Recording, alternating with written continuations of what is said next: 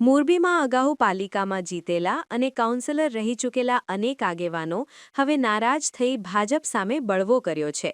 અસંતુષ્ટ ભાજપ આગેવાનો અપક્ષ ઉમેદવાર તરીકે ફોર્મ ભરી રહ્યા છે. એટલું જ નહીં, આખી પેનલો અપક્ષમાં મેદાનમાં ઉતરી રહી છે. અનેક જૂના જોગીઓ હવે ભાજપ સામે જ ચૂંટણી લડવા તૈયાર થયા છે. હવે ફોર્મ પરત ખેંચાશે કે આ આગેવાનો આખરે લડત આપશે, તેના પર સૌની નજર છે. આસિફભાઈ રહીમભાઈ ઘાટી, અમે અત્યારે મોરબી મહાનગરપાલિકા વોર્ડ નંબર 7માંથી અપક્ષની પેનલ લઈને આજે ફોર્મ ભરવા અહીંયા પ્રાંત અધિકારી સાહેબ સમક્ષ આવ્યા છે. અમે અત્યારે અમારી પેનલમાંથી 3 જણાના ફોર્મ અત્યારે સબમિટ કરી દીધા છે, જેમના નામ છે આસિફભાઈ રહીમભાઈ ઘાટી, સીમાબેન અશોકભાઈ સોલંકી ને અલ્પાબેન અજયભાઈ કક્કડ ને હજી એક અમારા ઉમેદવાર જેમની કાગળની પ્રોસેસ ચાલુ છે, એમનું સાંજે અમે વિસ્તૃત અહેવાલ આવશે એટલે અમે એનું નામ પણ ડિક્લેર કરી અને અમારી 4ની પેનલ 18 વર્ણના અવાજને સાથે રાખી એ ચૂંટણીના મેદાનમાં ઉતરીશું. વોર્ડ નંબર 6ની અંદર કાઉન્સિલર હતો અને અગાઉ એ અપક્ષ 5-6 હું ચૂંટાનો છું. મારું નામ અનોપસિંહ સજુભાઈ જાડેજા છે. માજી નગરપતિ છું અને સારી કમિટીઓમાં પ્રત્યેજમાં રહેલો છું. નગર કારોબારી ચેરમેનમાં રહેલો છું. 95, 96, 97માં પ્રમુખ હતો.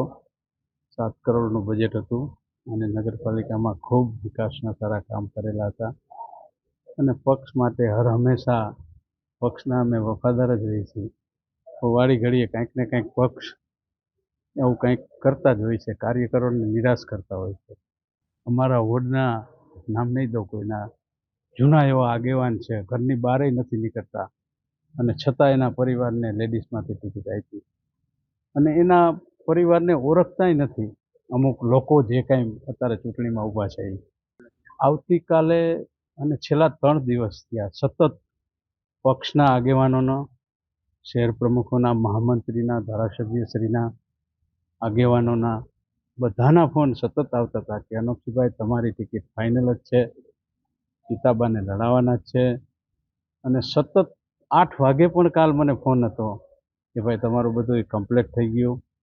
અમારા સિટીના મહામંત્રી એનો ફોન હતો અને અમે કીધું સિનિયર માણસ છે એટલે 4 કાઉન્સિલરના અમે સાથે રહીને કાગળ કમ્પ્લીટ કર્યા અને રાતે 9:30 સીધું એકાએક ટીવીની અંદર આવી જાય અને 6 નંબરની અંદરના કોઈ ઉમેદવાર જ અમારા જે ચોઈસ કર્યા હતા એમાંથી મને એક જ કાપવામાં આવ્યો મારા મિસિસને. એટલે પ્રજામાં ઘણો બધો રોષ હતો. કાંતિલાલ 1987થી યુવા મોરચામાં હતા, હું પણ યુવા મોરચાનો પ્રમુખ હતો. રાજકોટ જિલ્લાનો ઉપપ્રમુખ હતો. 96-97માં નગરપાલિકાનો પ્રમુખ હતો. 98માં રાજકોટ જિલ્લાનો યુવા મોરચાનો મહામંત્રી હતો.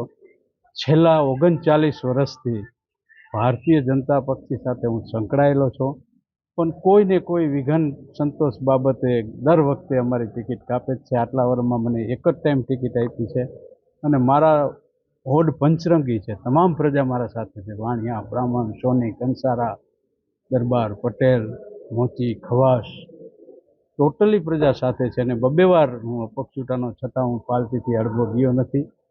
હું પાર્ટીને જેમ ભારત મારી મા માનું છું એમ પાર્ટીને પણ મારી મા માનું. મોરબી શહેરની અંદર અંદાજિત 2 તો અમે માજી નગરપતિ છીએ, લલિત કામરિયા અને અનોપસિંહ સજુભાઈ જાડેજા, અને એ સિવાય અનશેખો કાર્યકરો નારાજ છે.